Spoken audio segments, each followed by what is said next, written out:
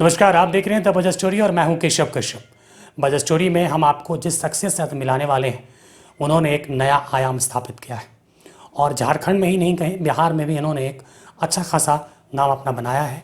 जो ऑर्गेनाइजेशन का नाम है वो है डिफेंस सॉल्यूशन। लगातार आप कुछ दिनों से हमारे खबरों में भी देख रहे होंगे, हम इनके आर्टिकल्स को लगा रहे हैं, इनके प्रोमोस को लगा रहे हैं और अब हम इन शख्स से बात करेंगे जिनका नाम है अभिषेक चंद्रा जी। उनसे हम जानने की कोशिश करेंगे इन्होंने कैसे और क्या डिफेंस करती है और इनका मोटो क्या है। इन सब सारी बात को हम उनके साथ साझा करेंगे। तो नमस्कार सर, आपका हमारे चैनल द बजट स्टोरी में स्वागत है। बढ़िया, नमस्कार। सर अभिषेक सर, डिफेंस मतलब क्या, डिफेंस सॉल्यूशन का मतलब क्या? और डिफेंस सॉल्यूशंस, डिफेंस एक्चुअली कुछ इसका मीनिंग पर्टिकुलर नहीं है। एक्चुअली मफिन्स वगैरह आते हैं तो वो मीठे मीठे चीज़, उसको हम लोगों ने बस ऐसे ही नाम चेंज करके डिफेंस किया। इसका पर्टिकुलर आप कुछ नाम खोजेंगे तो कुछ नहीं मिलेगा। ये मैंने 2019 के जुलाई में स्टार्टअप किया था और I started with my self. उसके बाद एक ही महीने में फिर मैं एक और बंदा मेरे साथ ज्वाइन किया, मिस्टर राजकुमार। वो मेरे ऑपरेशंस देखते हैं और वो भी अपने टेक्निकल बैकग्राउंड से हैं। MBA MS Ramaiah college Bangalore से किए हुए हैं MBA। आफ्टर दैट वो लगभग 3 साल KPMG में काम किए हैं। उसके बाद हम लोगों ने लगभग 5-6 महीने साथ में काम किया, बहुत जगह विजिट्स किए, डिजिटल इंडिया के कुछ प्रोजेक्ट्स थे उस पर काम स्टार्ट किया। उसके बाद फिर से टीम में और 2 लोगों की ज़रूरत पड़ी। मिस्टर निरंजन को इंट्रोड्यूस किया हमने। वो बैंगलोर से इंजीनियरिंग किए हुए थे, बाद में उन्होंने रांची यूनिवर्सिटी से MBA किया था। 3 साल लगभग वो टाटा मोटर्स में काम किए हुए हैं। फिर उसके बाद टीम थोड़ी मेरी जो पिलर्स टीम कहते हैं वो राजकुमार और निरंजन और मैं, तीनों मिलकर ही हमने काम स्टार्ट किया। हमने 2019 जुलाई में जब स्टार्ट किया तो उस समय हमें पता ही नहीं था कि हम किन्हें टारगेट करेंगे।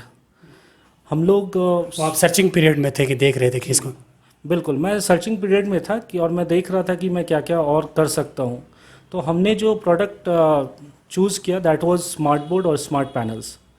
स्टार्टिंग में मैंने कुछ जो मार्केटिंग की उसमें स्मार्ट बोर्ड्स कुछ जगह हमने सेल किया, कुछ कॉलेजेस में, हजारीबाग में कॉलेज में किया, गवर्नमेंट कॉलेज में।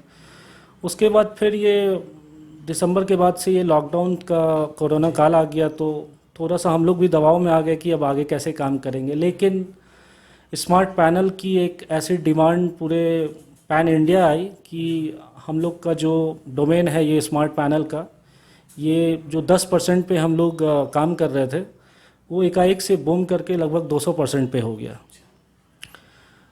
सच पूछिए तो पिछले 1-1.5 साल में हमने जितना मेहनत किया था अब वो रंग आने लगा है। हम ISO सर्टिफाइड कंपनी हैं, हम MSME उद्योग आधार कंपनी हैं, हम इंडिया मार्ट जैसे बहुत बड़े जो ब्रांड्स हैं उसमें, उनके साथ हम लोग डायरेक्ट ट्रस्ट सेल पार्टनर्स हैं जी। और सर एक सवाल जहन में रहेगा कि डिफेंस जब आपने शुरुआत किया तो कौन कौन सी चीज़ें मन में चल रही थी, किस तरह के चैलेंजेस आपने फेस किए स्टार्टिंग में? चैलेंजेस सच पूछिए तो हमें समझ ही नहीं आ रहा था कि हम किनको टारगेट करें। स्कूल्स कॉलेजेस सब लगते थे लेकिन उनके पास मिलने जाता था तो पता चलता था कि ऑलरेडी कोई वहाँ पे पहले से बात कर रहा है। न्यू कमर को वो लोग एंट्री इतनी जल्दी स्कूल्स कॉलेजेस में नहीं मिलती है।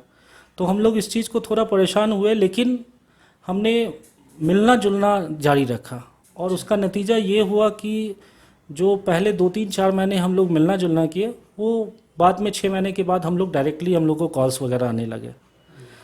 और उसके बाद से वो जो हम लोग ऊपर बढ़ने की शुरुआत किए, आज के दिन में हमने लगभग झारखंड में ही पूछिए तो AG ऑफिस जैसे संस्थान, IHM कॉलेज बॉम्बे, जिला स्कूल रांची, फिर आप पूछिए district forest office Ranchi, Chanho college Chanho, तो काफ़ी जगह, ये सब तो गवर्नमेंट का हमने बताया। प्राइवेट सेक्टर्स में भी हमने काफ़ी काम किया। HDFC के परिवर्तन CSR के थ्रू हमने लगभग 4 से 5 पैनल्स रामगढ़ के कुछ गांव वगैरह में लगाए, KGVK के थ्रू। और ये सिर्फ झारखंड में ही नहीं, हमने झारखंड, बिहार और उड़ीसा तीनों जगह पे काम किया, तीनों स्टेट्स को कवर किया। हाँ बिल्कुल। और मुझे सपोर्ट करने के लिए मैं जिस कंपनी के साथ कर रहा था, पेंटागन टेक फ्यूज़न दिल्ली से है, उन्होंने हमें काफ़ी सपोर्ट किया क्योंकि स्टार्टिंग में जब हमें ही नहीं पता था कि क्या करना है तो वो लोग पीछे से खड़े होकर हम लोग को गाइड किए कि कैसे काम करना है। सर एक बात और मन में रहेगा कि जिस तरह से डिफेंस आपने शुरुआत किया, लोग जुड़ते गए आपके साथ, तो अभी किस तरह से आप देखते हैं बड़े बड़े ब्रांड्स आगामी और फ्यूचर में आप किस तरह से कंपनी को और देखना चाहते हैं? हमने जो पिछले 2 साल में ट्रैवल किया इधर उधर, गवर्नमेंट ऑफिसेज गए, अब वहाँ से कॉल्स वॉल्स हम लोग को डायरेक्टली आने लगे हैं। तो फ्यूचर सच पूछिए तो अगले 1-1.5 साल तक तो हम लोग इतना अपने काम में व्यस्त हैं कि हम लोग को प्राइवेट काम करने का फुर्सत नहीं मिलेगा। सरकारी काफ़ी बहुत जगह से मेरे को कॉल्स, बहुत सारे कॉल्स आ रहे हैं। बिल्कुल। तो हम इसके अलावा स्मार्ट बोर्ड्स के अलावा हम लोग digital podium, documents, camera, SEO, digital marketing, हम कुछ कॉलेजेस के लिए वेबसाइट्स भी बनाए हैं गवर्नमेंट के लिए। उसके अलावा कैमरास का सॉल्यूशन, लाइव स्टूडियो सेटअप का सॉल्यूशन, ये सब सारा चीज़ हम लोग मतलब जो भी कहें कि अभी के समय जो तकनीकी जो आवश्यकताएं हैं उसको आप पूरी तरीके से हैंडल करें। हम लोग का एक मोटो रहा है कि यदि हम लोग किसी कॉलेज में जा रहे हैं और वहाँ पे कुछ चीज़ की हम लोग की रिक्वायरमेंट पे काम हो रही है, तो हम लोग सिर्फ एक वो पर्टिकुलर प्रोडक्ट के साथ हम लोग सेल नहीं कर रहे हैं। हम लोग सारी चीज़ों को कवर करें, बिल्कुल सारी चीज़ों को कवर। बिल्कुल हम लोग वहाँ सॉल्यूशन सेल कर रहे हैं, क्योंकि मार्केट में बहुत सारे लोग हैं जो सिर्फ प्रोडक्ट सेल करते हैं। हम लोग प्रोडक्ट सेल करने का रखा ही नहीं, हम लोग सर्विस को सेल कर रहे हैं और सॉल्यूशन सेल कर रहे हैं। यही कारण है कि हमारे जहाँ जहाँ पहले से लगाए हुए हैं पैनल्स, वहाँ से रेफरेंस में हमें काफ़ी कॉल्स आते हैं। जी सर अंतिम सवाल ये रहेगा कि इलेक्ट्रॉनिक स्कूटर की जब बात हो रही थी, वो क्या है सर बेसिकली, क्योंकि हमारे बहुत सारे दर्शक जो देखते हैं तो उनकी जो क्यूरोसिटी है उसको दूर करना पड़ेगा। इलेक्ट्रिक स्कूटर को हम लोग अभी रिसेंटली इंट्रोड्यूस किए हैं और कुछ जगह पे भी ऑलरेडी डीलरशिप के लिए ऑलरेडी फाइनल हो चुका है। NS एनर्जी नाम की कंपनी है जिसके साथ हमारा टाई अप है। बिहार और झारखंड के लिए हम लोग डायरेक्टली उनके पार्टनर्स हैं। तो जो भी यहाँ पे डीलरशिप लेना चाहेंगे वो हम लोग को कांटेक्ट करेंगे, हम लोग ही वो डीलरशिप प्रोवाइड करेंगे। 5-5.5 लाख रुपए का खर्च आता है वो डीलरशिप लेने के लिए। ये इलेक्ट्रिक स्कूटर का कॉस्ट मार्केट में रहेगा 65,000 और 1 घंटे के चार्ज में लगभग 70 से 80 किलोमीटर ये चल सकता है और with a very good speed of around 60 to 70 kilometres per hour.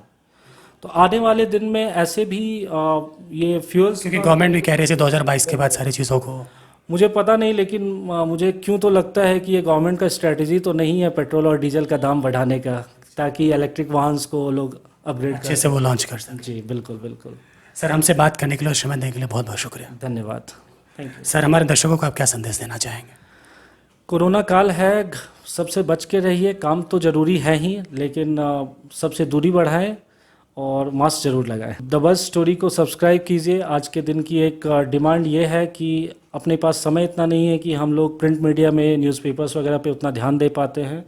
Buzz story के कॉलम्स को आप देखेंगे तो आपको बड़ा अच्छा लगेगा कि छोटे से समय में आप सारी जानकारी ले रहे हैं।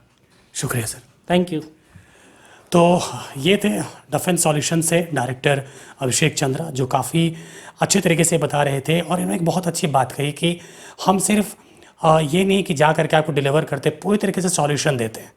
ये शब्द काफ़ी आपको समझना पड़ेगा, क्योंकि सॉल्यूशन एक बहुत मायने रखता है। क्योंकि आप काम कर रहे हैं तो सारे पैटर्न्स को, अगर आप कॉलेज में जा रहे हैं या कहीं पर कोई भी अपने इक्विपमेंट्स को अगर आप प्रोवाइड कर रहे हैं तो हर चीज़ को बारीकी से आप देखें।